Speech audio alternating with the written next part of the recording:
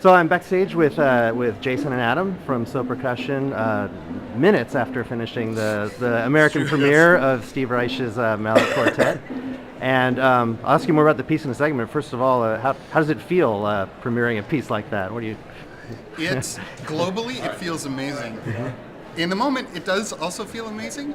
Steve music has a lot of numbers in it, and so you definitely have this energy about making sure you stay on it. And you know, especially like Mallet Quartet, his newest and his latest pieces, they don't have a lot of room for you to kind of sit around. Let's move on to the next thing. Okay, it's like now, you know. So there's definitely some energy about that. Yeah, I have the feeling we were excited to memorize a lot of it, which I thought was a great idea until I was out on stage in front of people. And I was like, oh man, it made me more nervous, but it was really great. Oh yeah, it was just like, oh, where's my safety net? But I had Eric. Yeah. Now, I overheard Steve a second ago saying that you had been experimenting with some different tempi in the last couple of minutes. What were the changes you made just recently? We had a good time with him yesterday. He got to, first time we were in the same room with him on the piece, and so it was just about finding the right tempo for the room and the right sound for the room. So we threw some microphones on it today, which really helped clear it up, I think. And the tempo is just like, we like to play fast, you know? And we found, I think, the right tempo for this piece, which was a little more restrained and comfortable. Well, there's a lot of notes in the piece, and the structure is really, really cool. There's all these cannons happening in the vibraphones, all these interlocking rhythms in the marimbas. And even though you want to get excited and play it a lot, I think Steve was feeling like, and we're discovering that when it's settled, you actually have a chance to, you have just a bit more of a chance to catch what's actually happening with those when those parts are interacting. And it's a little bit of trust the composer because he wrote a really cool piece. You know what I mean? In just a couple of minutes since you finished, I overheard a couple of people in the audience commenting on the second movement in particular about how, you know, someone mentioned the word a love song almost, which is kind of maybe a bit surprising for some of Steve Reich's work. How do you feel about that? And a great thing for percussionists to have, because we've got a lot of great rigga-digga music. We don't have a lot of great, you know, sort of lyrical music. I think they're probably talking about the first.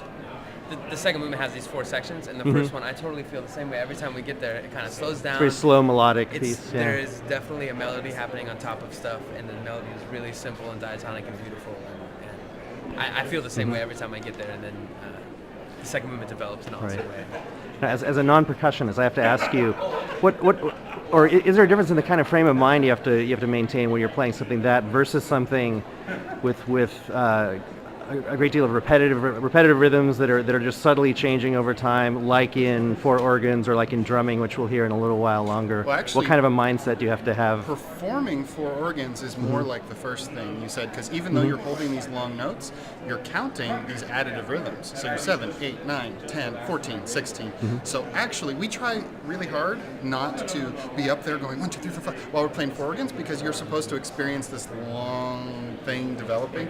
But 4 organs is actually very kind of precise, but drumming is a really good example, and we're playing on the second half of a piece where you get to feel it and then move on, you know, which is a different totally headspace. Different thing. Yeah, I mean, it feels like we played Nagoya Marimbas.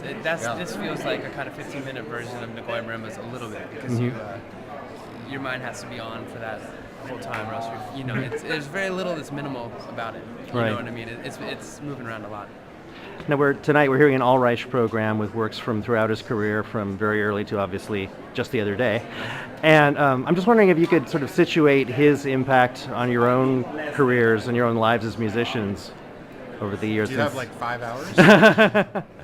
He's had a big impact. I mean, or maybe if you want to simplify, if you want to speak about a particular Reich experience that was transformative. Yeah, well, I was actually just going to say a lot of it has to do with the sort of relative poverty of things for percussionists in Western classical culture to do, and the fact that then the people who, like Jay was talking the other day about how the Village Voice calls Steve Reich America's greatest living composer, and the idea that the bulk of his repertoire has these amazing involved percussion parts in them. We have a relatively impoverished solo and chamber music tradition in Western classical music compared to a lot of other instrumentalists.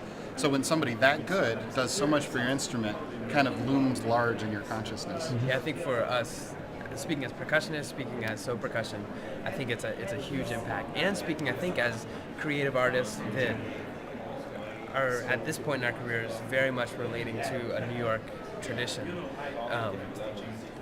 I think in all three of those ways, I think we really identify and kind of feel like we are growing from what he's done.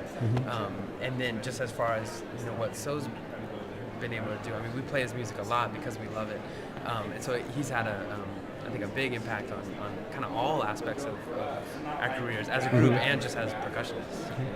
Now, you touched on a second ago, world traditions in percussion. It's something that is played all over the world, and I just wonder, almost by way of influence or even by way of recommendation, if you could talk about some other cultural percussion traditions that you're into, either that were formative or that you're listening to right now that you'd like to recommend. We all kind of have those. I think Jason had some really good experiences. Yeah. I'm trying to think of something really specific, but I know for me, Balinese gamelan music was pretty hugely influential.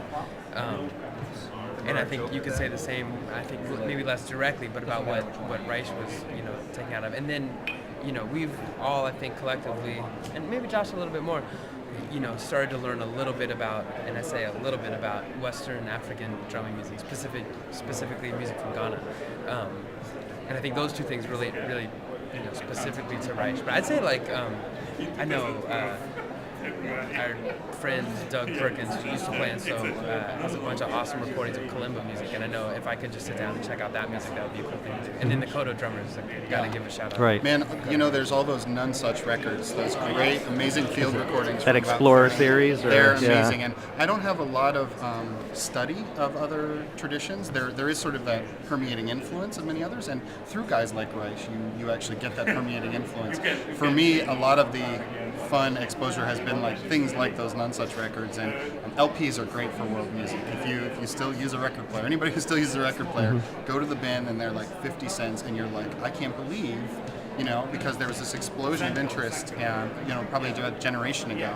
All these field recordings were made and stuff. So yeah, absolutely. How about, I'm just curious, since you brought up technology, how about the internet? Are you discovering things through the net a lot, or? Yeah, and also we're discovering that we're about 30 right now, all of us, and when we're working with students who are 10 to 15 years younger, their exposure via the internet has now been almost their whole lives, and they take for granted the access that they have to so many different things. I think we're just at the age where we still remember before, and now we're in after, so we still remember wow, this is cool that you can do this. For a lot of them, it's well, yeah. It's of course I can check out absolutely anything in the world, any kind of music in the world right now. But in our generation, no, we're still pretty close to those guys. Think of somebody in Steve's generation. Steve had to go to Africa, he had to go to Ghana to figure out what's going on. When he came back and put that into the music he was writing, that was huge. That was revolutionary. Yeah. And just speaking of working with young people, a lot of people that watch this video might not know that you just did a performance lecture demo for 1,600 kids from the Bay Area just yesterday, and you seem to really enjoy yourselves up there. I'm just wondering, is that something you do a lot, or is it? We do. Doing it like that is amazing. We were talking about in the car. We were trying to think of what the biggest audience that we've played for was, and for a while we were convinced that was our biggest audience. We've discovered that we've played a few bigger shows, but it was huge. It was amazing. But I think when it's well thought out like that program was, where somebody's gone into those classrooms and kind of getting students ready to listen to what the concert's going to be about, and then having them come to a theater and have that experience, man, I think that's so cool, and we do really enjoy that aspect of stuff. I mean, those guys, they were ready to clap along with it. I mean, they had no, oh, we're listening to serious music, we must be, at one point, silent and scared, They were actually clapping to Nagoya Marimbas. Right, I heard that. I was wondering if they were going to throw you off. It was another. They almost did, because it's the most ultra precise piece, and your downbeats are in different places, and they're wherever they thought it was, they were here it is, and I was oh God, no, it's not there. It looks like we're about to play music for Pieces of Wood. Okay. I don't know if you can get that on camera. I think we got it the other day. Well, Okay, nice. Thank you very much, and I guess break a stick. Is that what I say? Yeah, okay. We'll try. I'll try my Okay. best. Thanks. Thanks, man.